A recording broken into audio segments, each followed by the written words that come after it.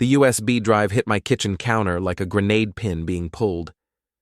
"You need to see this, honey, for your kids." Mrs. Grady's weathered hands trembled as she pushed the small device toward me. Her usual gossip-laden smile had vanished, replaced by something that made my stomach clench. I'd just walked through my front door after 3 weeks consulting for a shipping company in Baltimore. The house felt wrong, too quiet, too clean, like a crime scene after the cops had finished. Maya's yoga mats were scattered around the living room, but she wasn't stretching. She was upstairs, probably texting someone about her new energy that Priya and Gabe kept mentioning at school pickup. "What's on it, Mrs. Grady?" I asked, though part of me already knew I didn't want the answer. She glanced toward the stairs, then back at me.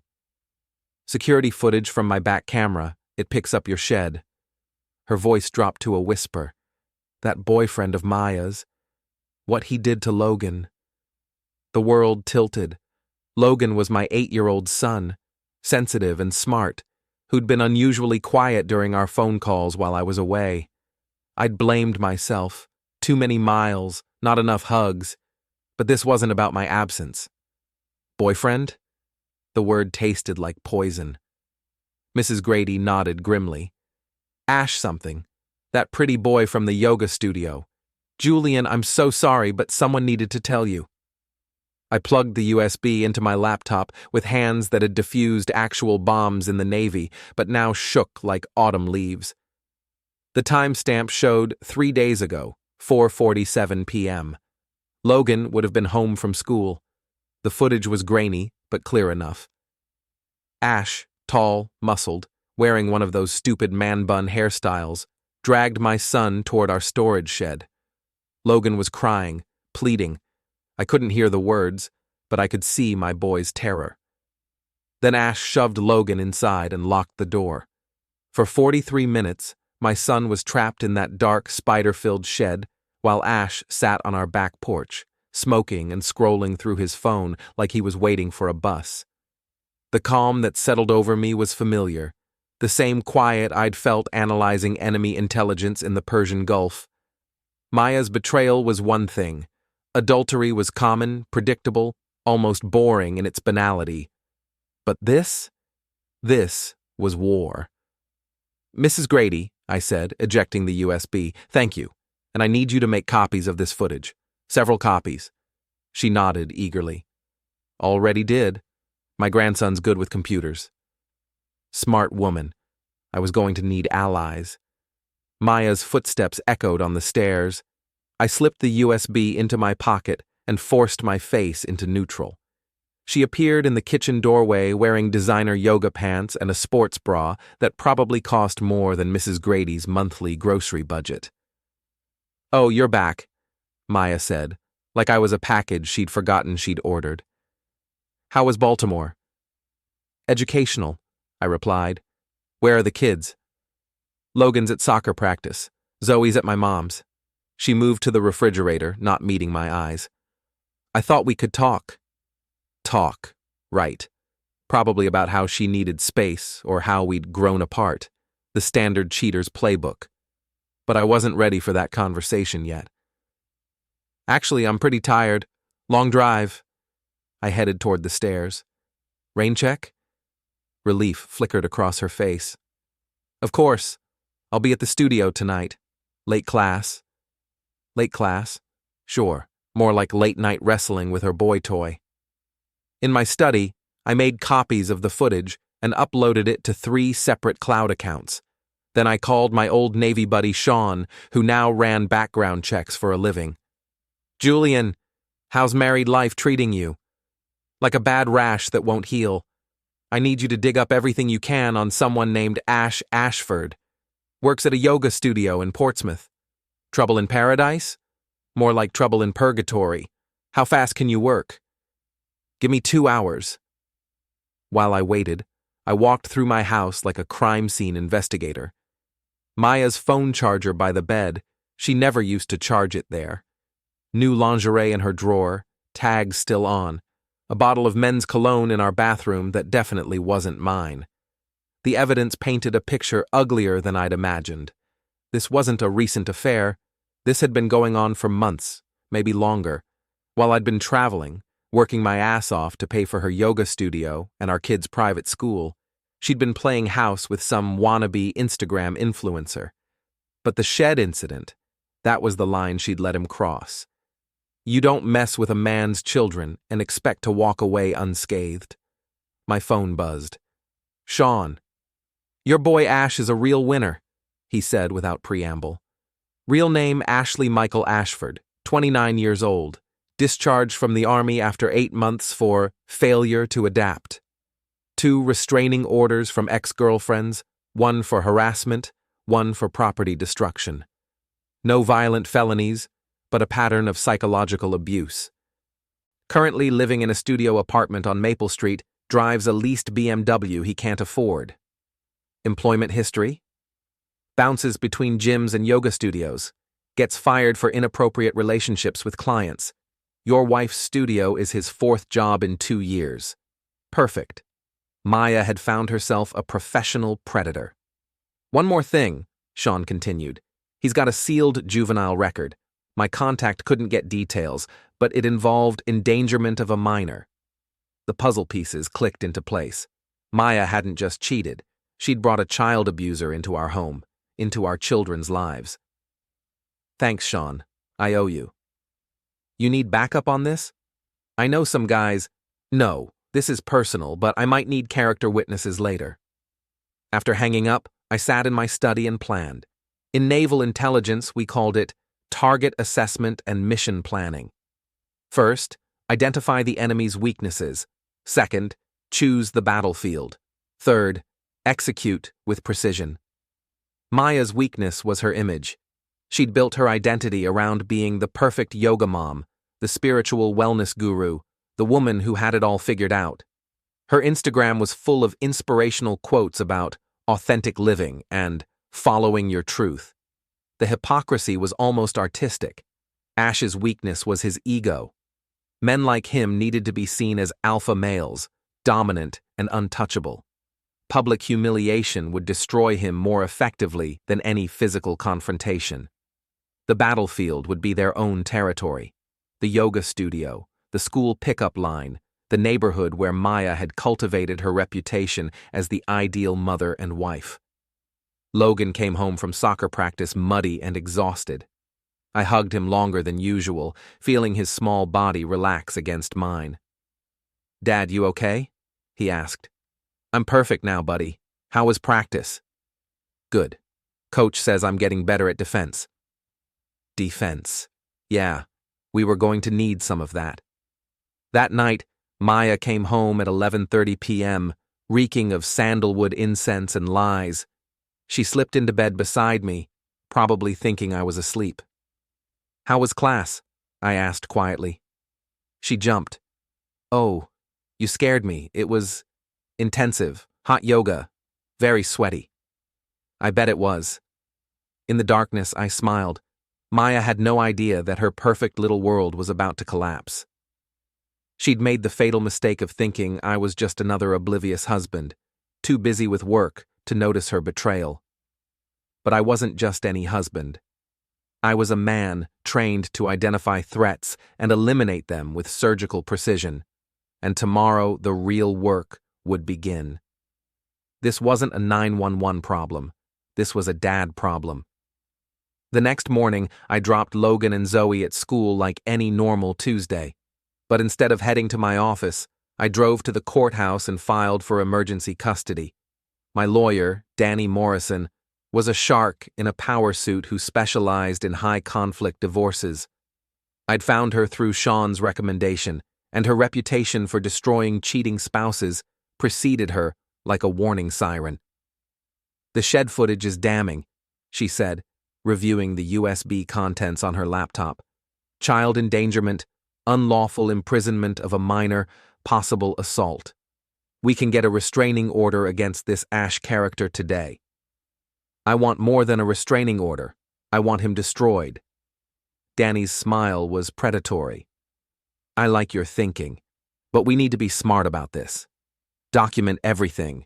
Record all interactions. Let them hang themselves with their own rope. What about Maya? Adultery isn't illegal, but child endangerment is. The fact that she allowed this man access to your children while knowing his background, if we can prove she knew, makes her complicit. How do we prove she knew? Leave that to me. I have an investigator who specializes in digital forensics, text messages, social media, email accounts. People always leave trails. I left Danny's office feeling like a loaded weapon with a target. My phone buzzed with a text from Maya. Working late again tonight, don't wait up. Working late. Right. Instead of going home, I drove to Ash's apartment complex on Maple Street. The building was a converted Victorian house divided into tiny units, the kind of place 20-somethings lived when they couldn't afford real rent. Ash's BMW was parked outside, already looking shabby next to the other residents' sensible Hondas and Toyotas. I didn't approach the building. Instead, I sat in my truck and observed. Intelligence gathering, not stalking. There's a difference. At 2:47 p.m., Ash emerged wearing tight athletic shorts and a tank top that showcased his gym-sculpted physique. He was handsome in that generic way that made middle-aged women feel young again. I could see why Maya had been attracted to him. He climbed into his BMW and drove toward downtown. I followed at a distance, curious about his routine.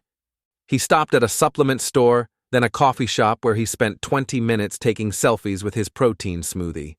Finally, he headed to Maya's studio. Perfect. Time for Phase 1. I parked across the street and called the Portsmouth Police non-emergency line. I'd like to report a child endangerment incident, I told the dispatcher. I have video evidence of an adult male locking my 8-year-old son in a storage shed for nearly an hour. The officer who responded was Detective Sarah Mills, a no-nonsense woman in her 40s who reviewed the footage with the grim expression of someone who'd seen too much. "This is definitely actionable," she said. "We'll need to interview the child and the perpetrator. Do you know where we can find this Ashley Ashford? He should be at Serenity Yoga Studio on Market Street right about now." Detective Mills raised an eyebrow. "Should be?"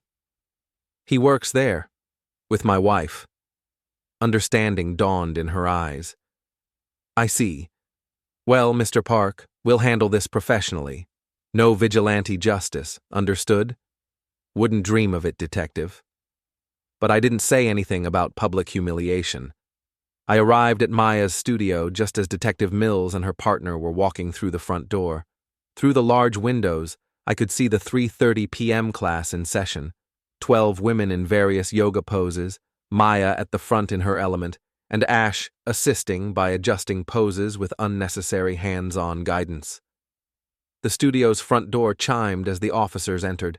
Maya looked up, confused, then alarmed as she recognized police uniforms. Several students sat up from their poses, whispers rippling through the room. "Ashley Ashford?" Detective Mills called out. Ash froze in the middle of adjusting a blonde woman's downward dog pose. "That's me. Portsmouth Police. We need to speak with you about an incident involving a minor child." The color drained from Ash's face. Maya looked like she'd been slapped. The yoga students were now openly staring, some pulling out their phones. "I don't know what you're talking about," Ash said, but his voice cracked like a teenager's. Detective Mills held up a tablet showing a screenshot from the shed footage. "This is you, correct? Locking an 8-year-old boy in a storage shed?" The yoga class erupted in gasps and murmurs. Maya tried to maintain control. "Officers, perhaps we could discuss this privately." "Ma'am, are you Maya Park?" Detective Mills asked. "Yes, but you're married to Julian Park, the child's father?" Maya's face went white. She glanced around the room at her students, her carefully cultivated image crumbling in real time. Yes. Then you might want to come down to the station as well. We have questions about your knowledge of Mr. Ashford's interactions with your children." Ash tried to run. It was beautiful, really. He bolted toward the back exit, but in his panic, He tripped over a yoga block and went sprawling across the polished wood floor. His tank top rode up, his shorts twisted, and he slid into a rack of meditation cushions like a cartoon character. The yoga students burst into laughter and applause. Phones came out, recording everything. Detective Mills calmly walked over and helped Ash to his feet while reading him his rights. Ashley Michael Ashford, you're under arrest for child endangerment and unlawful imprisonment. Maya stood frozen in warrior pose, watching her secret boyfriend get handcuffed in front of her students and half the neighborhood. Her phone was buzzing constantly, probably notifications from social media as the videos went viral. I walked into the studio just as they were leading Ash away. "Julian," Maya gasped. "I can explain." "Save it for the lawyers," I said calmly.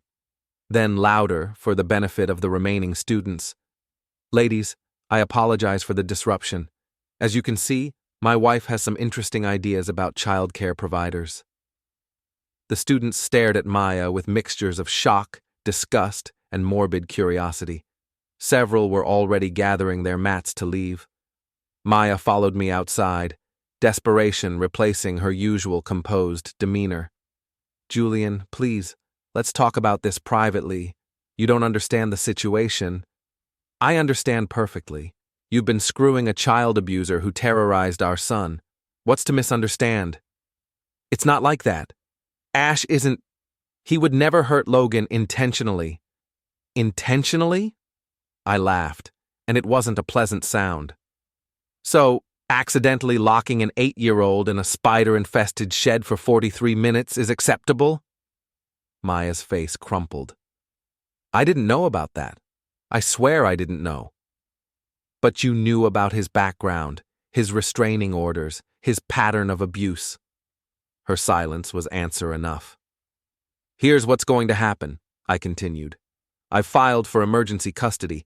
I have a restraining order against your boyfriend. And I have enough evidence to destroy both of you in court. Julian, please. The only reason you're not in handcuffs right now is because I still need you functional enough to sign divorce papers. Don't test my patience." I walked away, leaving Maya standing outside her ruined studio. Through the windows, I could see the remaining students packing up their mats and whispering among themselves. By tonight, every yoga mom in Portsmouth would know that Maya Park had been sleeping with a child abuser. But this was just the opening move. The real game was about to begin. That evening, Logan asked why Mommy was crying. "Sometimes adults make bad choices," I told him, "but you're safe now. That man won't be coming around anymore." Logan nodded solemnly. "Good. He was mean." "Did he hurt you, buddy?" "Not like hitting, but he said mean things, called me a crybaby and said real men don't need their daddies." The rage that swept through me was white-hot and pure. But I kept my voice gentle. Well, he was wrong. Real men protect their families, and that's exactly what Daddy's going to do. The neighborhood block party was Maya's idea, planned 3 months ago, when she was still pretending to be the perfect wife and mother. Now, as I helped set up the projector for the annual slideshow, it felt like preparing for an execution. Maya hadn't spoken to me in 2 days, not since Ash's arrest made the local news. The headline read, "Local yoga instructor arrested for child endangerment." The article didn't mention Maya by name, but everyone in our social circle knew exactly which yoga instructor they meant. "Julian, I'm so sorry about all this," said Jennifer Walsh, one of the other soccer moms. She was setting up folding chairs on the Hendersons' lawn, trying to sound sympathetic while obviously fishing for gossip. "If there's anything we can do..." "Thanks, Jen. We're managing." "It must be so hard, finding out about... well, you know." Actually, I didn't think she knew the half of it. But she would soon enough. The block party was an annual tradition. 30 families gathering for potluck dinner and socializing while the kids ran wild between houses. Maya had always been the unofficial social coordinator, the one who organized the slideshow of family photos and neighborhood events. This year, I'd volunteered to handle the technical setup. "Dad, can we go play?" Logan asked, tugging on my shirt. "Stay where I can see you, okay? Don't go past the Hendersons' backyard." He nodded and ran off with Zoe and the other kids. Maya was across the lawn, talking intensely with Priya and Gabe, her remaining allies. They kept glancing in my direction with expressions ranging from concern to hostility. The slideshow traditionally started at sunset after dinner. Families submitted their favorite photos from the past year: vacations, birthday parties, school events, candid moments of neighborhood life. It was wholesome Americana at its finest. I'd spent the morning editing the presentation, adding a few special photos that hadn't been submitted by the other families. "Testing the projector?" asked Bob Henderson, our host. He was a decent guy, an accountant who coached Little League and never missed a PTA meeting. "Just making sure everything works smoothly," I said, adjusting the focus. The test image, a generic landscape, appeared crisp and clear on the white garage door that served as our screen. "Great. Maya mentioned you might not be staying for the whole thing?" Maya had mentioned no such thing, but I could see her strategy.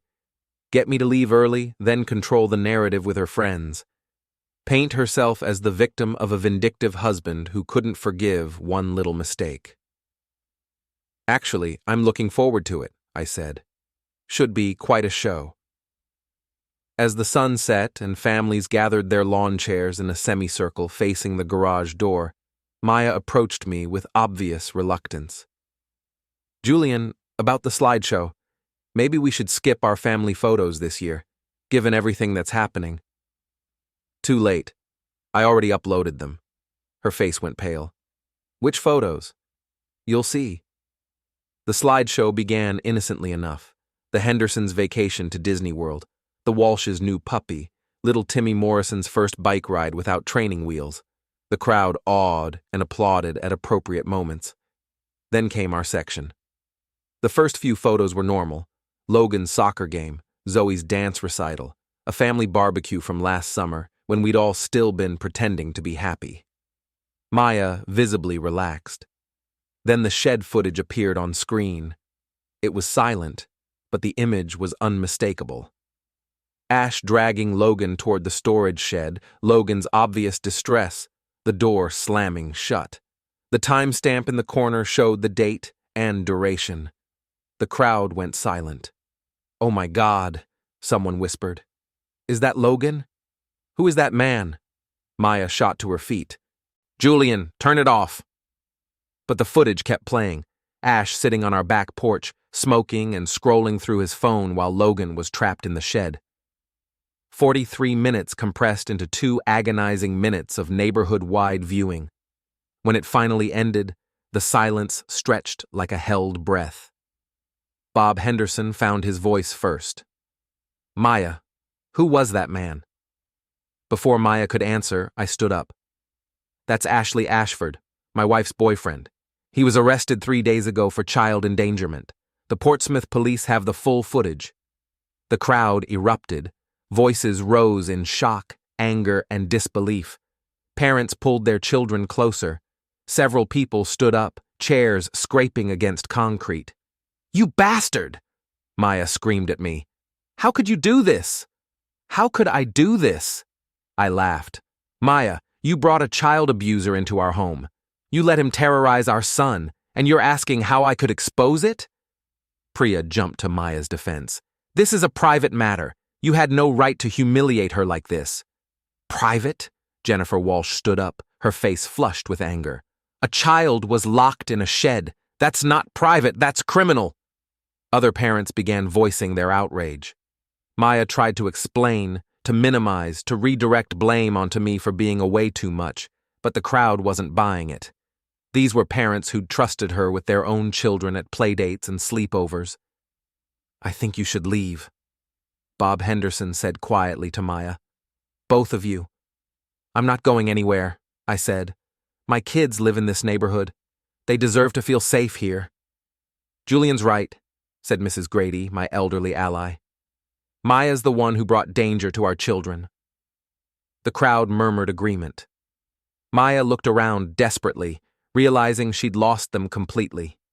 Even Gabe, her social media wannabe friend, was backing away. "Come on, Logan, Zoe," Maya called out. "We're leaving." "Actually," I said, pulling out my phone, "we have a court order. The kids stay with me." Maya's face crumpled. For a moment, I almost felt sorry for her. Almost. She left alone, driving away in her Prius while 30 families watched from the Hendersons' lawn. The block party continued, but the mood had shifted. Parents clustered together discussing home security and background checks. Several people approached me to offer support and share their own concerns about Maya's judgment. The social destruction was complete. Maya's reputation in the neighborhood was finished, but I wasn't done yet. The next morning, I received a call from Detective Mills. "Mr. Park, we need to discuss the block party incident. Several people have called to report what happened." "Is there a problem, Detective?" "Not legally. The footage was your property, recorded on your property. But it's caused quite a stir. Your wife's studio has received multiple complaints, and the State Yoga Certification Board is opening an investigation." "Good. Children's safety should be the priority." "Agreed. But I wanted to give you a heads up. Ashley Ashford made bail this morning. He's pretty angry about the public humiliation." "Is that a threat?" "Just information. Be careful, Mr. Park. Men like Ashford don't handle embarrassment well." After hanging up, I considered my options. Ash was out of jail and angry. Maya was desperate and cornered. Together they might try something stupid. I was counting on it. That afternoon, I took Logan and Zoe to their favorite playground. It wasn't coincidence that it was visible from Maya's studio, or that several other neighborhood families would be there. Sure enough, Maya and Ash showed up within an hour.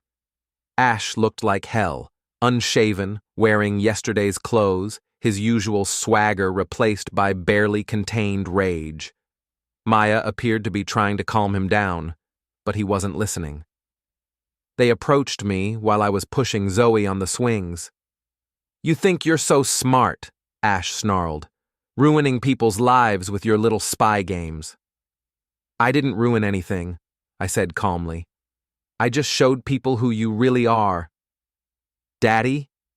Zoe looked worried. "It's okay, sweetheart. Keep swinging." Other parents were watching now, recognizing Maya and Ash from the news coverage. Several had their phones out, ready to record whatever happened next. "You destroyed Maya's business," Ash continued. "Her reputation, her friendships. She destroyed those herself when she chose you over her children's safety." Maya tried to intervene. "Julian, please, can't we discuss this rationally? The kids are watching." "The kids are safe," I corrected. "That's all that matters to me." Ash stepped closer, his fists clenched. "You want to keep playing games? I can play games too." "Is that a threat?" "It's a promise." Perfect. I'd been hoping he'd say something like that in front of witnesses. "Well then," I said, pulling out my phone and hitting record, "why don't you tell everyone exactly what kind of games you like to play with 8-year-old boys?" Ash lunged at me. It was clumsy, telegraphed, the kind of attack that looked impressive but had no technique behind it. I sidestepped easily, and his momentum carried him straight into the muddy drainage ditch that ran along the playground's edge. He went down hard, splashing into 6 inches of stagnant water and playground runoff. His designer workout clothes were instantly soaked with muck that smelled like wet leaves and dog waste. The watching parents burst into laughter and applause. Kids pointed and giggled. Someone shouted, "Strike one!" Ash struggled to his feet, covered in mud and humiliation, his carefully maintained image as ruined as his clothes. "You come near my children again," I said loud enough for everyone to hear, "and I'll give you something to really meditate about." Maya helped Ash out of the ditch, both of them dripping with shame and dirty water. They left without another word, driving away in Maya's Prius while the entire playground watched and recorded. That evening, the playground incident was all over social media. Yoga Ditch Guy was trending locally. Maya's studio received dozens of negative reviews. The state certification board accelerated their investigation. But the real victory was simpler than social media metrics or legal proceedings. That night, Logan slept through without nightmares for the first time since I'd come home. The war wasn't over, but we'd won the most important battle. 3 weeks later, Maya's world had completely collapsed. Serenity Yoga Studio closed permanently after the state revoked Maya's instructor certification. The investigation had uncovered not just the Ash situation, but also financial irregularities, unqualified staff, and multiple complaints about inappropriate conduct that had been swept under the rug. Maya had moved out of our house and into a cramped apartment across town. The divorce proceedings were moving quickly. When one spouse has video evidence of the other endangering children, negotiations tend to be straightforward. But Ash was still a problem. He'd been charged with child endangerment, but his lawyer had gotten him a plea deal: probation, community service, and mandatory counseling. No jail time. The system had failed, as it often did. Worse, he'd been harassing Maya, blaming her for his legal troubles and demanding money to start over somewhere else.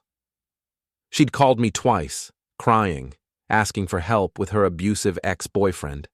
The irony was almost artistic, but harassment calls to Maya weren't my concern. What worried me was the intelligence I'd gathered about Ash's increasingly erratic behavior. He'd been fired from 2 jobs since his arrest, evicted from his apartment for disturbing other tenants, and was reportedly drinking heavily. Men like Ash, when cornered and humiliated, sometimes did desperate things. That's why I wasn't surprised when Sean called me on a rainy Thursday evening. "Your boy Ash is asking around about you," he said without preamble, "wanting to know your schedule, where you work, what kind of car you drive." Asking who? Bartenders, mostly. Guy's been drinking at Murphy's Tavern every night, getting louder and angrier. Last night he was talking about teaching you a lesson and showing you what a real man can do. Specific threats? Nothing actionable. But Julian, this guy's spiraling, and he knows you're the reason his life fell apart. Good. Let him spiral. You want backup? No. But thanks for the heads up. After hanging up, I sat in my study and considered my options. I could call Detective Mills, but Ash hadn't made any direct threats. I could get a restraining order, but those were just pieces of paper. Or I could end this once and for all. The next day was Saturday. Logan had a soccer game at the community fields, the same complex where Maya used to hold outdoor yoga classes during the summer. Half the neighborhood would be there: parents, kids, coaches, the whole social ecosystem that Maya had once dominated. I made sure word got out that I'd be there. The morning was crisp and clear, perfect for soccer and public confrontations. I arrived early to help set up the goals and line the field, chatting with other parents about normal things: weekend plans, school fundraisers, summer vacation ideas. Logan's team was warming up when I spotted Maya's Prius in the parking lot. She got out alone, looking haggard and defeated. Several parents noticed her arrival, conversations stopping mid-sentence as she walked toward the field. She approached me hesitantly. "Julian, can we talk?" "We have nothing to discuss." "It's about Ash. He's been threatening me and asking about you. That's your problem now. He's dangerous. I think he might do something." She was interrupted by the roar of a motorcycle engine. Ash pulled into the parking lot on a borrowed Harley, wearing leather and attitude like armor. He'd clearly been drinking. Even from 50 yards away, I could see the unsteady way he dismounted. The soccer field went quiet. Parents instinctively moved closer to their children. Coaches looked toward the parking lot with concern. Ash swaggered across the grass, his movements exaggerated and theatrical. He was putting on a show, playing the role of the dangerous bad boy one last time. "Julian Park," he called out, loud enough for everyone to hear. "Time for that lesson I promised you." I walked toward him, meeting him halfway between the field and the parking lot. The crowd of parents and children formed a loose circle around us, everyone pulling out phones to record what they sensed would be the final confrontation. You're drunk, Ash. Go home. Home? He laughed bitterly. I don't have a home anymore. Thanks to you, I don't have anything. Job, apartment, girlfriend, you took it all. I didn't take anything. I just showed people who you really are. A child abuser, right? That's what you tell everyone? That's what the police report says. His face flushed red. One mistake.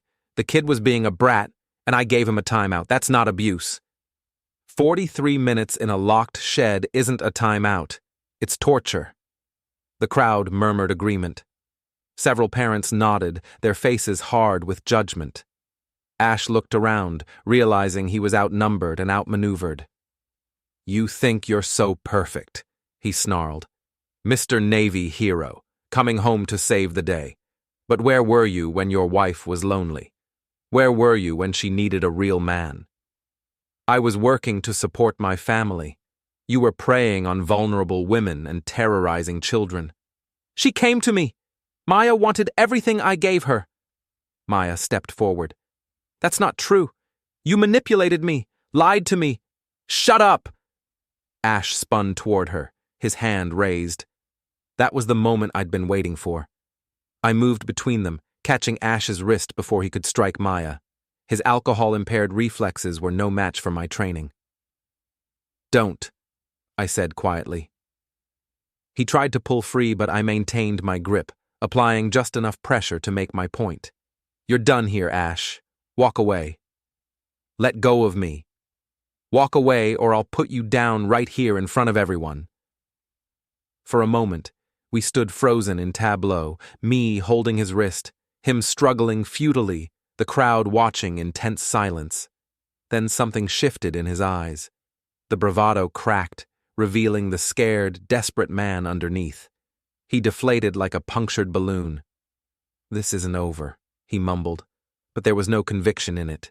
Yes, it is. I released his wrist, and he stumbled backward. The crowd parted as he retreated toward his motorcycle, his grand gesture reduced to a pathetic shuffle of defeat. But as he reached the parking lot, he turned back one last time. You think you won? He shouted. You destroyed 2 people's lives over nothing. Maya loved me, and I cared about those kids. But you couldn't stand that someone else made your family happy. The accusation hung in the air for a moment. Then Logan's voice cut through the silence. He's lying, Dad. My son stepped out from behind the crowd of parents, his young face serious and determined. He was never nice to us. He called me names and made Zoe cry. He said you didn't love us because you were always gone. Logan's voice grew stronger. But you came back. You saved us. The crowd erupted in applause. Parents cheered, children clapped, and coaches nodded approval. Ash stood in the parking lot, his last desperate lie exposed by the honest testimony of an 8-year-old boy. He climbed onto the motorcycle and rode away, disappearing into traffic and irrelevance. Maya approached me as the crowd dispersed and the soccer game resumed. Thank you, she said quietly. For what? For stopping him. For protecting me.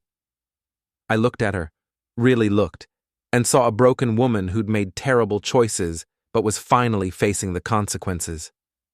I didn't do it for you, Maya. I did it because violence in front of children is unacceptable, no matter who the victim is.